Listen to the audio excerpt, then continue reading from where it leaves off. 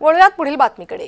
पार्थ अजित पवार मवियाच्या निशाण्यावर आले। गैरप्रकाराला आमचं समर्थन नाही असं मुख्यमंत्र्यांनी म्हटलेलं आहे।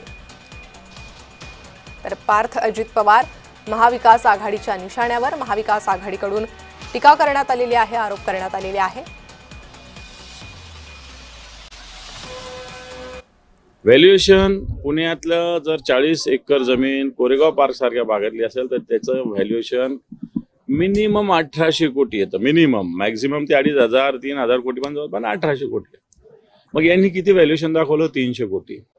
आणि रजिस्ट्री किती रुपयात झाली? 500 रुपयाच्या बॉन्डवर। निश्चितपणे अनियमितता आहे की नाही हे पडताळून पाहिलं जाईल। अनियमितता असेल तर त्याच्यावर अतिशय कडक कारवाई ही केलीच जाईल।